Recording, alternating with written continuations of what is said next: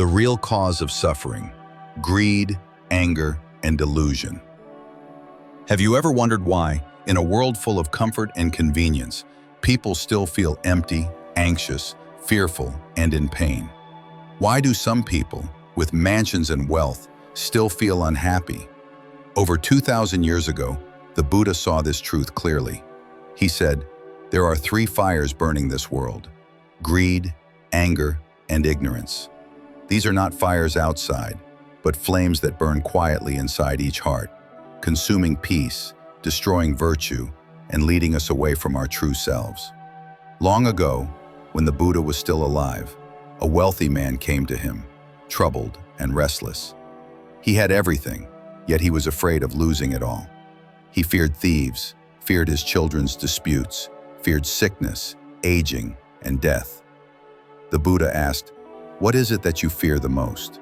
The man replied, "Blessed One, I fear losing everything." The Buddha smiled gently and said, "You do not fear losing wealth. You fear losing the self that clings to wealth. As long as you cling, even if you hold the whole world, you still fear losing. When you let go, even with empty hands, you remain at peace." That simple truth touches the root of all human fear. Greed is an endless craving, a feeling of never enough. It makes people lose what they already have. Those greedy for money lose compassion.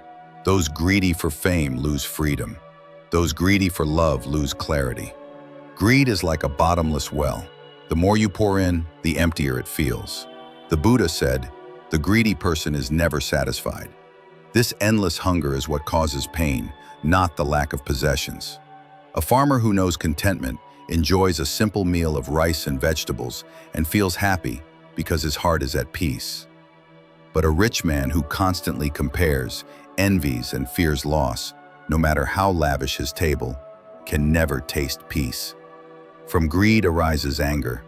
When desire is not fulfilled, anger appears. When someone else has more, jealousy burns. When we lose what we want, the fire of anger consumes reason. The Buddha compared anger to a wildfire that burns away virtue. A monk may cultivate goodness for years, yet one outburst of rage can turn all merit to ashes. The Buddha said, "There is no fire like anger, and no evil greater than hatred." Once there was a young monk who became furious at an insult from another. In that moment of anger, he spoke harshly to his elder. Later, filled with regret, he wept before the Buddha. The Buddha said, "Words once spoken are like arrows released. They cannot be taken back. Therefore, the wise guard the mind before anger arises, for once it flares, it is hard to stop." And deeper than greed or anger is ignorance, delusion.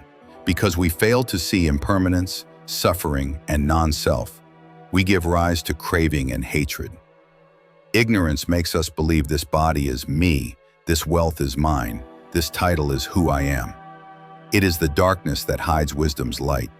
A deluded person walks in the night, thinking it is day, not knowing that each step moves closer to the edge of the cliff.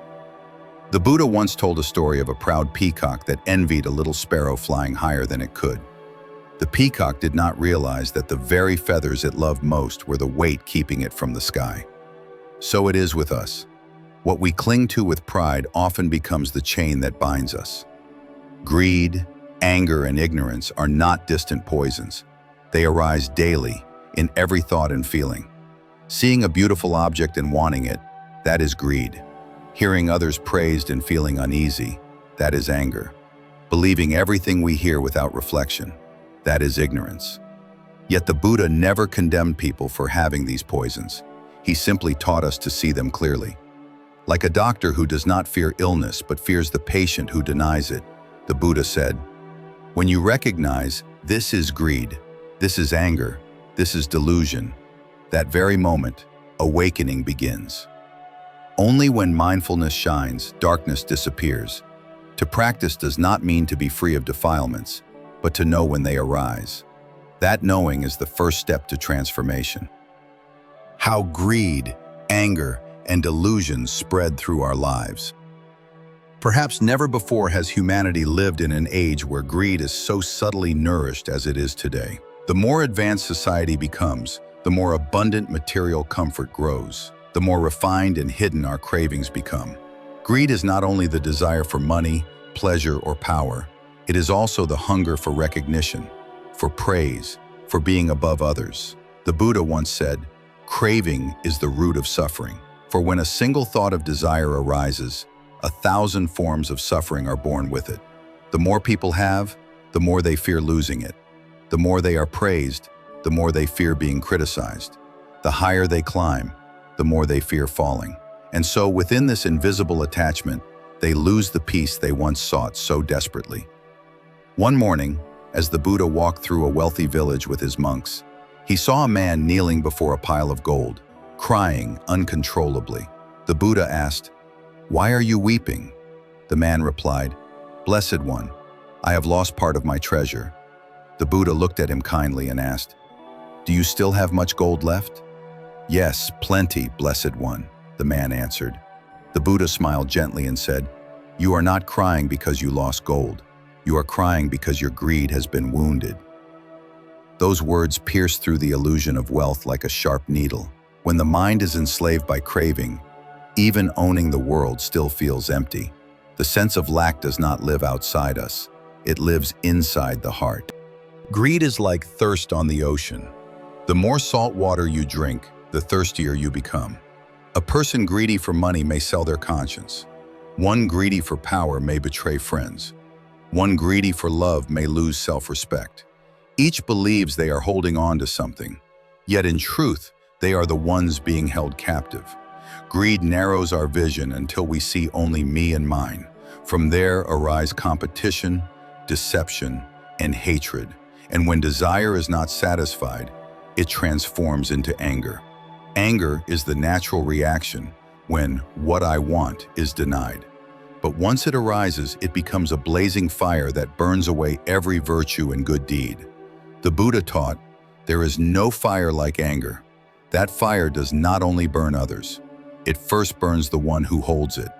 It is like a person clutching a burning coal to throw at someone else. Before it leaves their hand, their own skin is already scorched. In the scriptures, the Buddha told a deeply moving story. A woman lost her only child. In unbearable grief, she wandered everywhere seeking to bring him back. One day, she came to the Buddha and begged him to revive her child. The Buddha said gently, "Bring me a handful of mustard seeds from a household where no one has ever died." The woman went from door to door, but every home she entered had known death. When she returned, she fell to her knees before the Buddha and cried, "Blessed One, I could not find a single house where no one has died." The Buddha said, "Now you see that sorrow belongs not to you alone." When you understand this truth, you will no longer blame heaven or others. Those words awakened her heart. She realized that anger and resentment only deepen suffering. When we look with compassion, we see that everyone is suffering, and instead of hating, we begin to love. Compassion is the only medicine that can extinguish the fire of anger. Yet in today's world, few people practice compassion. People are quick to react, quick to take offense, quick to judge.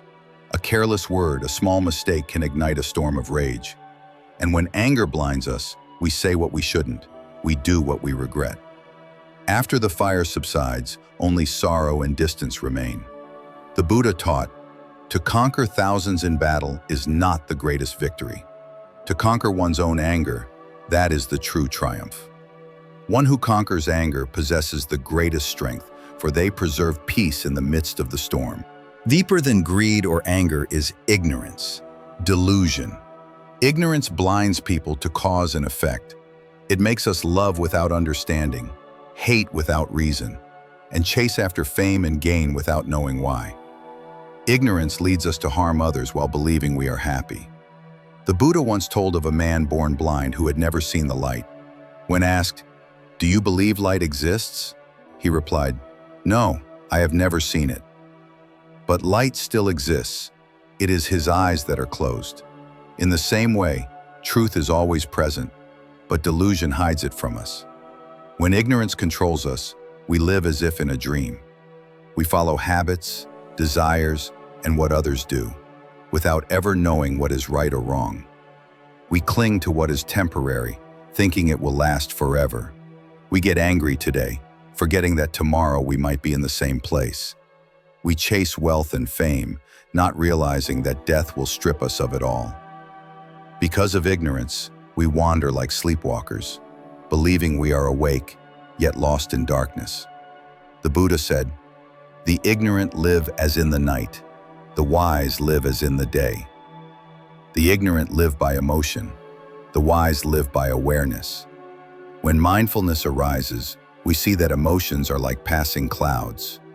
Greed, anger, and ignorance all come and go. If we do not cling to them, they vanish on their own. But if we hold on, they grow roots and turn into karma. No one gives us that karma, and no one can remove it. Only we can. Understanding the chain of these three poisons, we see why the world cannot find peace until the human heart is healed. From one thought of greed come countless troubles. From one burst of anger, many good bonds are destroyed. From one moment of delusion, a lifetime of confusion unfolds. Therefore, to change the world, we must first change our hearts. When greed fades, the heart opens. When anger fades, the smile returns. When delusion fades, wisdom shines. This is true transformation, from within, from suffering to peace. As the Buddha said, when the mind is well trained, the waves of life cannot sweep it away.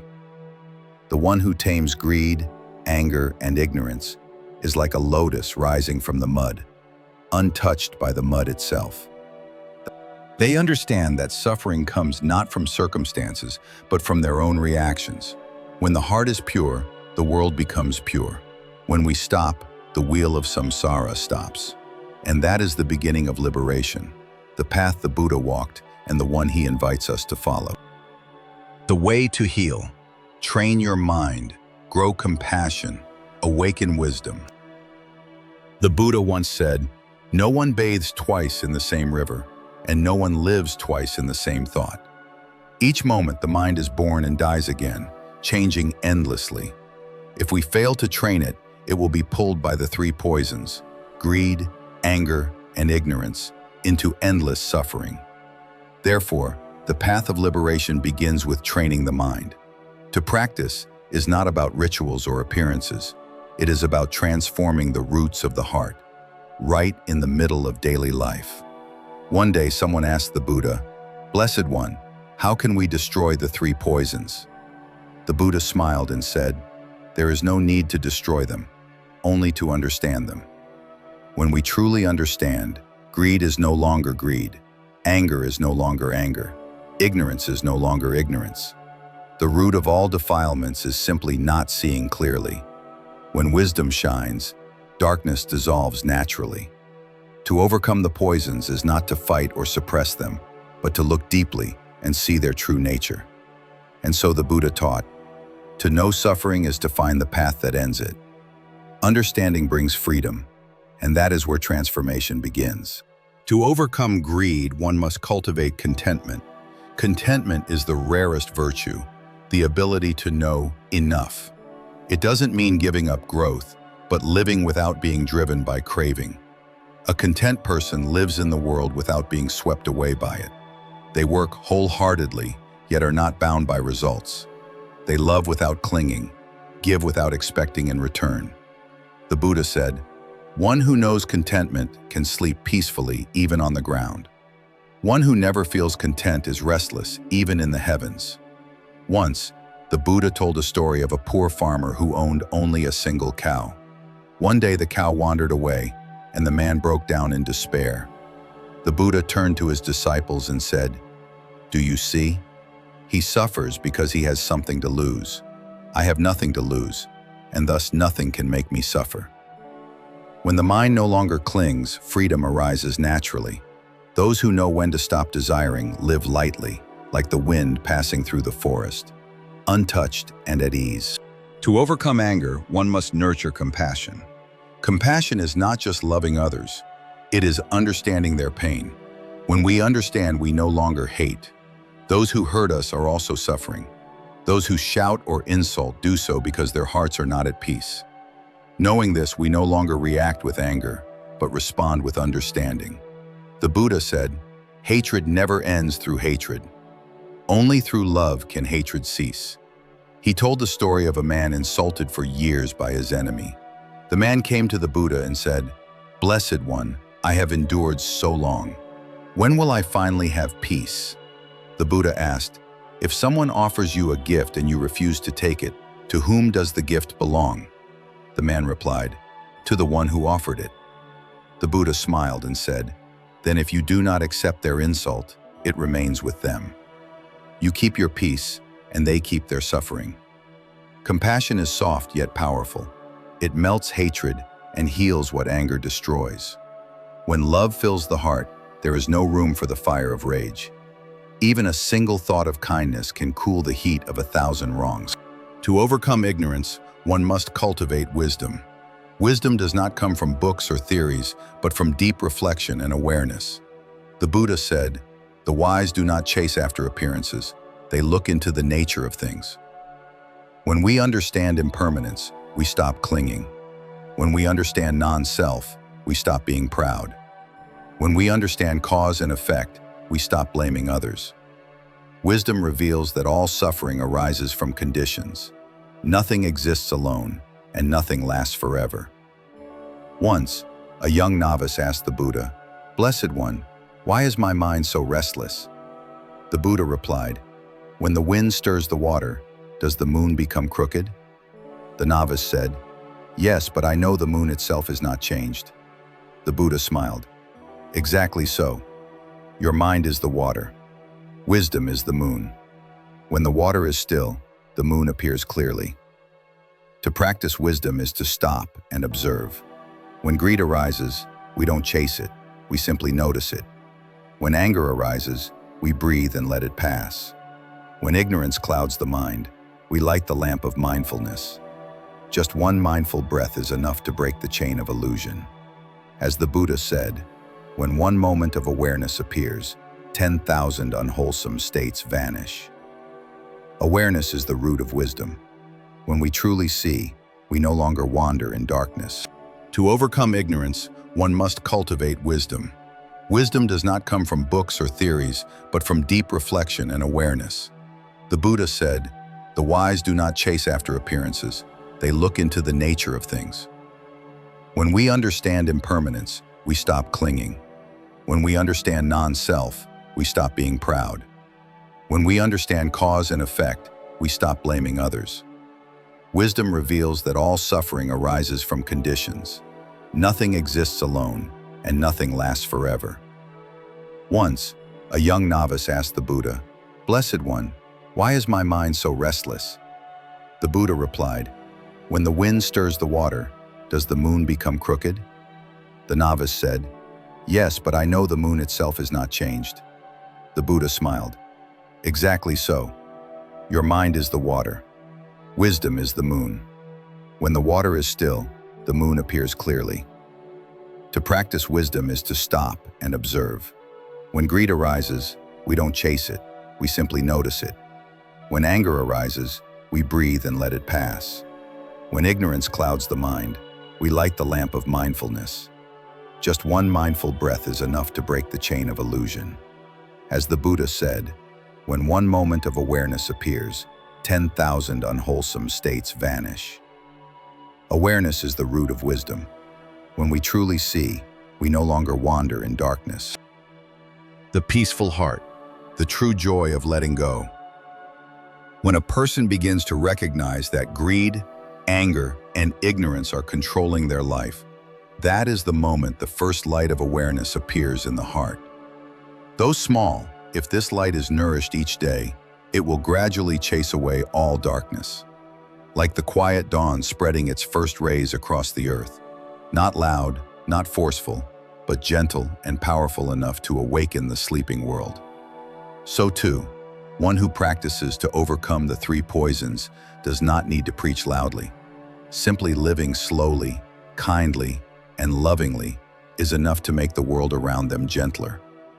Long ago, a great king heard of the Buddha's wisdom and came to ask for the secret of peace. When he arrived, the king bowed and said, "Blessed One, I possess power, gold, and jewels, yet my heart is restless. What am I missing? The Buddha looked at him kindly and said, "You lack only one thing, the ability to stop." The king asked, "To stop what, Blessed One?" The Buddha replied, "Stop greed, stop anger, stop ignorance, and you will see nirvana within your own heart." The king fell silent and bowed deeply. He began to meditate, live more simply, and later said, "Now I am truly a king, the king of my own mind." When the mind is no longer ruled by the three poisons, we return to our natural state, a pure and clear heart. Everything in life remains the same: work, family, joy, sorrow. But the way we receive them changes. Instead of reacting with anger, we smile. Instead of fighting, we yield. Instead of judging, we understand and love. When others make mistakes, we no longer wish to condemn them, for we know they too are suffering, caught in the same poisons that once enslaved us. Seeing through the eyes of compassion, we no longer see enemies, only fellow travelers learning the same lessons of suffering. In this understanding, our heart becomes vast and calm, like a lake after a storm, reflecting everything without clinging to anything. The Buddha taught, "One who stops craving finds peace." This is not merely advice, it is a truth proven by life itself. When greed ends, we discover enough. When we feel enough, we feel grateful, and gratitude blossoms into happiness.